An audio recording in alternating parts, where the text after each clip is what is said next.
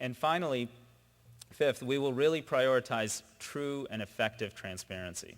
There's no reason why someone shouldn't be able to go to a GIS map, click on a country, understand where all of our projects are, what they're doing, and the kinds of outcomes they're getting.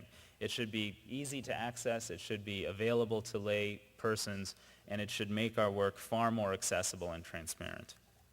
So our procurement reform is very important, but our overall reform agenda won't stop there. In August of this year, we will launch a series of human resource and talent management reforms. We absolutely need to do this to regain the competitive advantage and regain our edge. You know, what I saw in Haiti and what I saw amongst USAID teammates in Haiti was that we had people from all over the world who said, I've served in Haiti, I know something about Haiti, I can help solve this problem. And they came from India in health, they came from Uganda for recovery planning, they came from Afghanistan to support parts of our program. We have the talent and we have far more capacity in our agency than is apparent to most that observe us. We need to do a much better job of harnessing and unleashing that capacity against the biggest priority problems. And our talent management reforms will essentially involve hiring in a significant number of new staff, including our current development leadership initiative, but also including mid-career technical professionals that will regain our ability to be technically competent and technical leaders again. It will also include more effectively deploying our staff, whether it's deploying people from places where they're already out in the field to hotspots on shorter-term assignments, or more rapidly deploying new staff like our first tour officers and our development leadership initiative staff. We need to get folks into the field faster. We need to get them doing things that they're capable of doing more effectively. And a final but very important part of our talent management reform will be our efforts to better articulate and offer opportunity to foreign service nationals. This is very important. I want everyone in this room to realize what I've come to learn, which is that of the 8,000 staff that we have, 4,000 are foreign service nationals. They are from the places we work. Every time I visit a mission, I sit with this group of leaders, and they are real leaders. They include people who've been ministers of state. They include people who are doctors or technical experts. They're people who know both the culture of their community and how things will be perceived and received far more effectively than generally outsiders will. And we need to do a much better job of treating them like the professionals they are, offering growth paths, rotating them through a broader number of countries, and leveraging the technical excellence they bring in order to rebuild our agency's capabilities. The final part of our reform agenda this year will be in monitoring, evaluation, and transparency.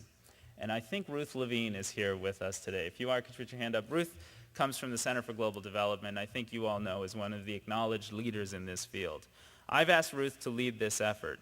And I have also asked her to be aggressive and creative about it.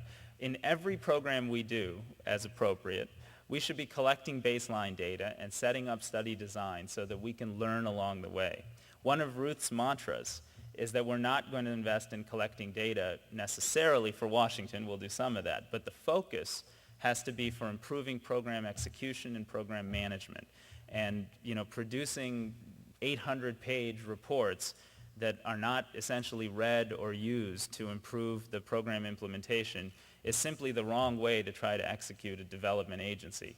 We need to be thinner in our request for data and information, but far more aggressive about using that data and information to make actual management changes in the structures of our programs. And we need to do it all in a way that's completely transparent. And let me tell you why I believe transparency is such an important part of this. I think we have the best mission in the world, bar none. The ability to go into some of the toughest places around the world and invest in those women or those girls or those young students and provide an education, provide access to health, provide entire communities with the economic basis to be successful over time. That's a great honor to get to do that, and everybody in a more interconnected and open world wants to be a part of that mission.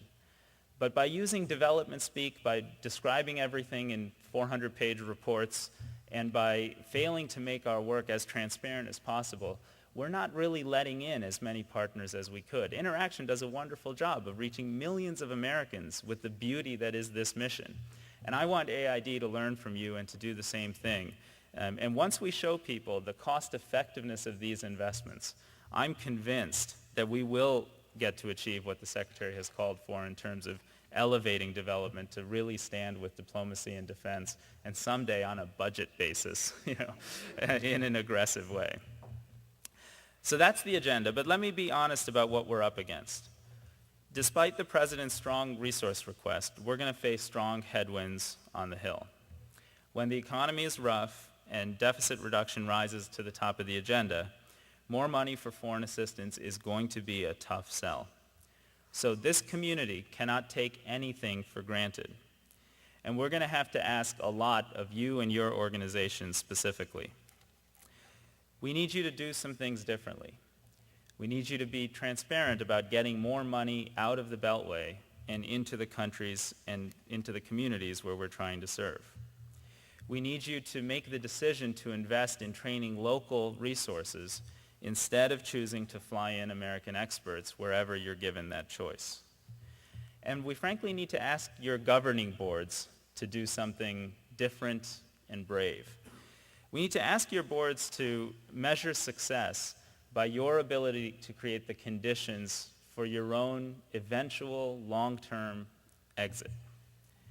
This is hard because nearly every institution I've ever been a part of has often measured its own metric of success based on its size, based on its budget, based on its staffing. But we need to be the leaders in this room that figure out how to put the people we serve and the sustainability of our development enterprise before our own institutional interests. And I come to this room for that specific request because I know Interaction NGOs.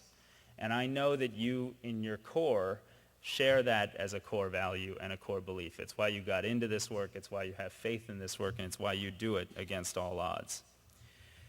So I would just ask that we make these changes, that we make these transformations in our business model. And if we do, I think the potential for us to live up to the Congressman's vision for another 50 years with a stronger rationale, with much greater investment, with far more transparent aid assistance programming, and with the ability to really motivate the entire world around our mission, I think we will successfully do that together. So I look forward to having this conversation with you, with the Congress, with the rest of our administration, and I look forward to taking your questions. Thank you.